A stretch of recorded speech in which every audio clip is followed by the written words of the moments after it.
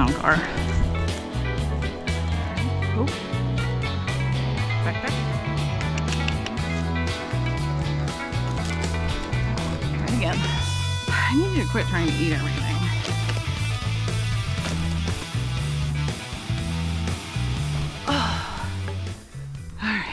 Welcome to Half-Ass Acres, Adventures in Extreme Amateur Hobby Ranching. Easy. This is Leon. He will be turning 5 years old in a few weeks. He is a Tennessee walking horse, and we are out on one of our first trail rides together. My husband is behind us with his horse, Bitsy, who is an 18-year-old Tennessee walking horse. She's a very seasoned trail horse that we bought last year, and my husband has only been riding for a year. So I'm a little nervous on this ride because I have a pretty green horse that I'm on. I've only been doing horses, again, for 3 years. And so I'm out with an extreme amateur. I'm still an amateur, and I'm on an amateur horse. So what could go wrong? We also have a third horse, a 17-year-old Arabian named Ruby. She was my first horse. I leased her, and then her owner sold her to me for $1.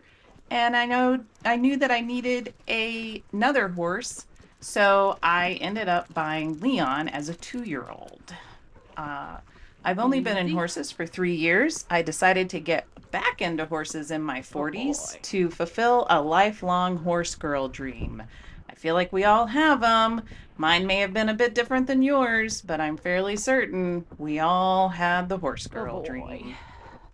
I started this channel to chronicle my adventures in getting back into horses in my 40s because what could go wrong as a 40-year-old amateur who bought a baby horse and doesn't know anything about training horses? I mean, it's gonna be great, right? Ha ha! Those must be new dogs. I don't remember there being dogs out here barking like that. We should talk to each other because that calms everybody down. We're on this trail out by our house. We live next to the National Forest. You can tell that Leon is very concerned with something on our left. There were some barking dogs that actually we've never heard over there before, so we're wondering if maybe they got some new dogs or the dogs were out when they're not usually out.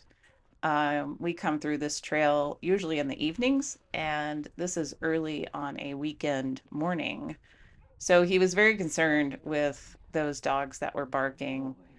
I'm trying to talk to him a lot, and I'm talking to my husband a lot. You can see Leon's ears are moving around. He's listening to the dogs, and every once in a while, he will kick those ears back and listen to me, which is great. He is leading, which he thinks he is the alpha male of the world. He was a stallion when I bought him. That's a whole story for another day, I believe. I did have him gelded within a week after getting him, but he was already 2. So he's leading the pack, which he likes to do. You're going to see later on what happens when a little bit of danger crosses our paths. He's not so big and tough. So we are now coming up to this. So there's houses to our left right there. And we're coming up on some horses. There's a mini horse and a regular sized horse on our left. Luckily, they were already down at the fence, but usually that mini horse would come charging at the fence, and it spooks the horses sometimes because, big horses are terrified of little horses, as well they should be, because those little horses can be a handful. So when I was a kid, my parents said that horses were too expensive and they never would let me have them.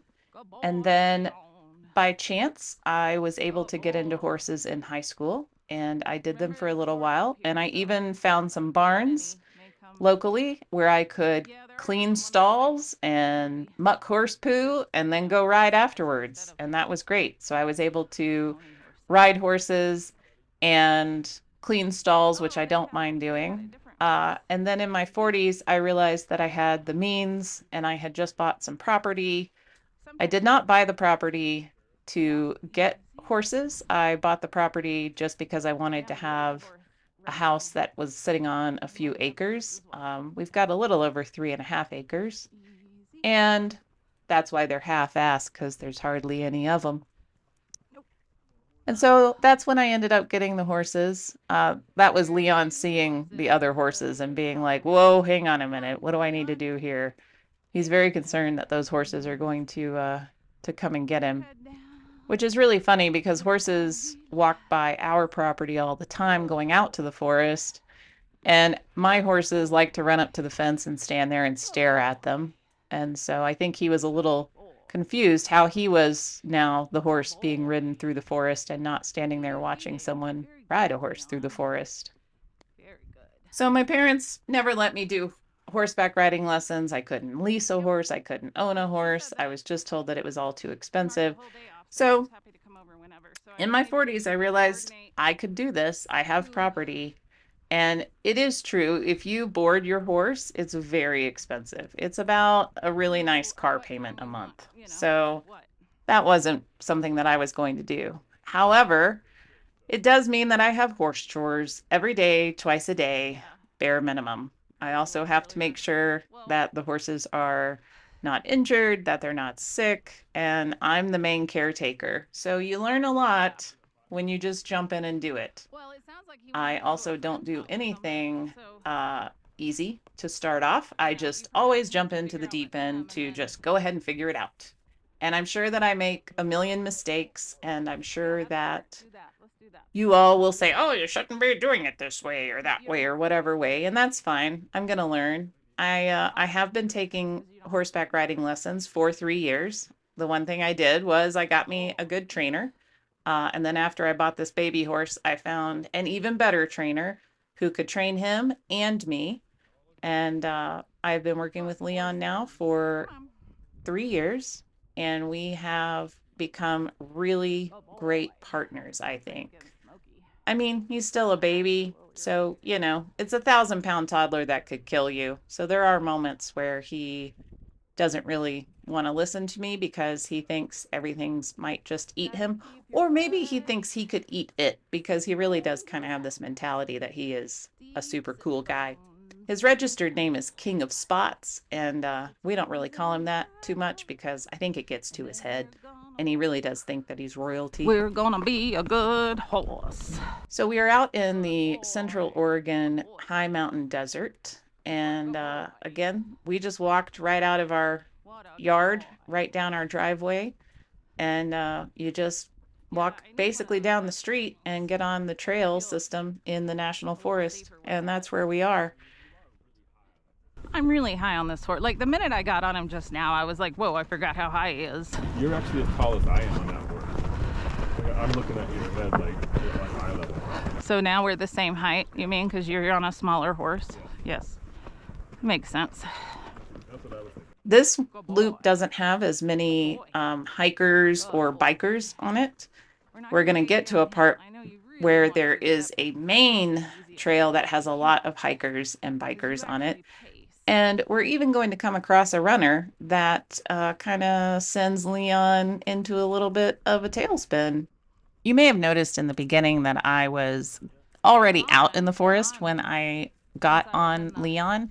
And that is because I hand walked him out into the forest. My husband was riding his horse, but because Leon is still sort of green, we've only been out on this trail maybe 4 or 5 times with him total. I've never ridden him on this loop, but I have ridden him out on the trail twice, I think. So he is a little new to doing all of this, and I wanted to make sure that he was okay before we got out into the forest, and then I decided that it was okay to get on his back. You may have also noticed that I kind of pushed his nose away in the little intro where I was trying to get on him, and it was a clown car of ridiculousness.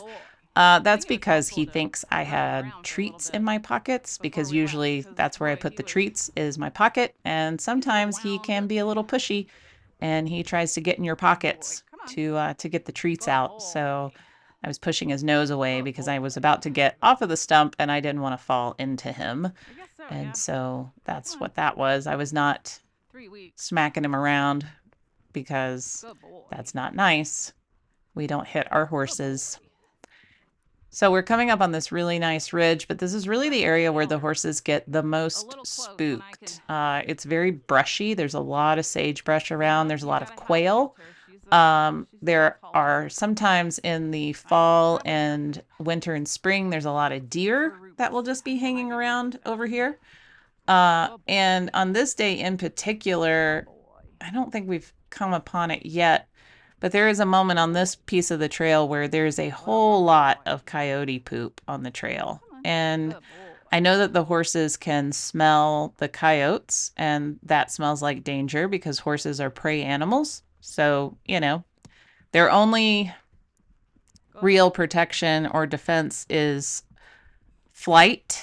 That's why horses can run fast over a small period of time, but they can run very, very fast to escape. They're not terribly good fighters. They don't really have hands. They just have hooves. So they're very flighty. And he was a little nervous through here. We are not going to do any fast riding on this trip because not only is it our first time out on the long loop together, that's what we call this, is the long loop or the ridge loop, because there's a ridge to the left of us that you can kind of see, and we're actually going up to almost to the top of that ridge in front of us, but not really. And so the reason we're not doing any gaiting, which is we're riding gaited horses, so it's not called trotting, it's called gaiting. It's the more intermediate pace. For a horse, we're not going to be doing any of that or galloping or cantering or any of that fun stuff because I'm riding him in a halter only. I do not have him in a bridle with a bit. He really hates the bit that I have that I want to ride him in, and so I kind of want to ride him bitless anyway. So I thought, well, if he's going to act like this, I'm just going to go ahead and ride him in just a halter. It shouldn't be a problem. And it wasn't. He actually responded very, very well. I did ride him around my property first in just a halter to make sure that he wasn't going to not listen to me or push against pressure or whatever. So he did really well, and he takes his leg cues very, very well. So that was good. And then I hand walked him out, and he was very respectful and polite of my space while hand walking. So that's why I decided to get on him. But there isn't going to be any gaiting. So this may be kind of a slow moseying video through the desert. Probably seems a little boring. I wish that I could get this widescreen view, but maybe a little closer up so that you could see all the cool rock formations. Because this is a really pretty area. It is a little smoky behind us. Not so much where we're facing. There's a little smoke on the horizon that I can see, but not as bad as it is behind us. But when we get up on this ridge and turn right, I do turn the camera towards the mountains, which you can't really see. I'm not sure if it's going to show up on video or not. Probably not, because I could barely see it when I was out there. But usually when you get up on the ridge on a clear day, you can see all the way to the state of Washington and Mount Adams near the Washington-Oregon border. So that's really cool. But today it was just so smoky, you couldn't see really anything. But you can see some of the buttes that are around the property that we are near. And so that was cool. I don't think that we had any spooks here with quail. The last time I rode this trail with Ruby, she spooked at every single small bird that flittered anywhere. Hey, coyotes, get out of here. We're coming through. We got some wholesales. Hey, coyotes, get out of here. We're coming through. We got some horses. We need to start making country western songs. You can play the guitar while riding horseback. That could be your trick. Which was really weird because Ruby is a pretty solid trail horse and knows these trails better than I do. So that was sort of silly. So I was a little worried that he might be spooking like she did, but she's also an Arabian horse, which they're kind of high strung and a little neurotic. So that would be why that happened. So there's houses. You can't really see them, but there's houses up on those ridges on the left there. They've got an amazing, spectacular view. This is all a burn scar. There was a fire that ripped through here and burned 19 houses in this neighborhood where I live. Not any of the houses near where I live in the neighborhood. These houses are about 3 or 4 miles from me. It's a good distance to get over this way. All of the houses have property, so it's a pretty big neighborhood area-wise. In 1996, I believe it was, the fire ripped through here, burnt 19 houses, and that's what we're riding through. This is essentially the burn scar, which is why there's so many ghost trees laying down, because those trees did not survive and have eventually fallen over, and this is what remains. My husband is currently asking me all about bridles and headstalls and what's a bridle and what's a headstall and how do you make them and all the different pieces, because it is very confusing. And one of the reasons why I thought this channel might be fun and a little educational is that while I am new, I have been doing it for 3 years. So I'm hoping that people who are even newer than I am to horses can come to my channel and learn a little bit of facts about small things that I've learned, and also see how I am learning all of this fun horse stuff myself.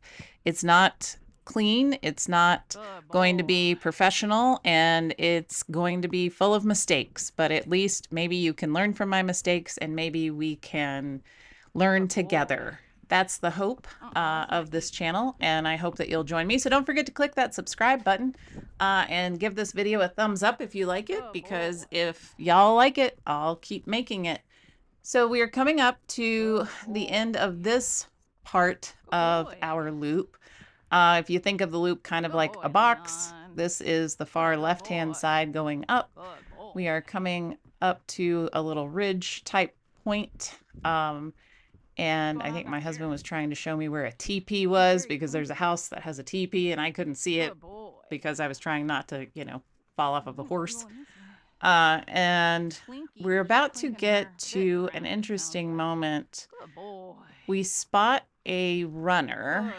We thought she was a hiker because she was walking when we first saw her. So Leon's going to see her and he's going to get very nervous and probably a little curious, because he is more curious than nervous. And then we're going to see what not to do when you encounter a horse on the trail. Now, look, I'm going to assume that this nice lady has never encountered a horse on the trail. Her dog clearly has never seen horses because her dog was not at all behaved. And that's okay. She probably learned a little something, and we learned a little something, especially about Leon. And it's all okay. But when you come across a horse on the trail, if you read the trail signs, at least in the state of Oregon, everyone yields to horses, including hikers, bikers. Doesn't matter. You need to stop and get off the trail, because horses can kill, well, you and the rider and themselves. And, No. So this is where he sees that runner and the dog, and he says, nope. And he's like, you know what, Bitsy? Bitsy can get eaten there. There's the dog. Here comes the runner. Can you get your dog? So I ask the lady nicely to please get her dog. She doesn't respond. And so I say it again, and she says that she's trying. And she does finally herd her dog away from us back on down the trail. Her dog did try to follow Leon a little bit, which is right there where he's turning his head, because the dog is kind of yipping a little and coming after Leon, because it doesn't know, is this a horse? Is this a dog? What is this? I would say if you're going to have your dog off trail or off leash out on a public trail, maybe take a leash with you if it isn't under voice command at all times. The other interesting thing with this was the runner didn't stop as she was coming towards us. Usually hikers, bikers, everybody stops because you're supposed to yield to horses, and they will step off of the trail and let us pass, and we speak and we say pleasantries about the day or whatever. This lady just kept running, which I also believe probably spooked Leon, because it wasn't typical behavior and he didn't understand why they were charging at him like that. It's also not being terribly horse aware. You do not want to run by a horse. You want to at least Good walk, boy. but really you should get out of the way because you don't know if that horse is going to kick or Good not. boy. And horses will kick dogs. So, you know, a horse is a prey animal. A dog is one of its Good predators. boy. So you have to be careful there. What a good So boy. we got back on the trail. Everything's good. Good I'm a boy, little Leon. shaken up. Leon is a little shaken up. He lets out a good Good boy. bluster, which is where they go or whatever. boy. And everything's good. I reward Super my horses good. every time I they know. bluster That because that means they're Dog was a releasing little stress. scary, but we And survived. we made it all back home safely. You don't mind It was Geraldo's great. dogs. I don't understand why you're It was afraid a of really other good dogs. ride. I'm Probably very 'cause you proud smelled that all he did it coyote in poop. just a halter, and I'm Yeah. excited But you're a to good boy. start riding this horse You're a bitless. good boy, So Leon. don't forget to like There and you subscribe. go. Thanks for joining good me on our boy. first little adventure. What a good And boy. happy trails to you and your equine partner. Bye.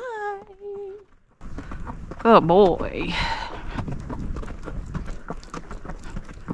Good boy.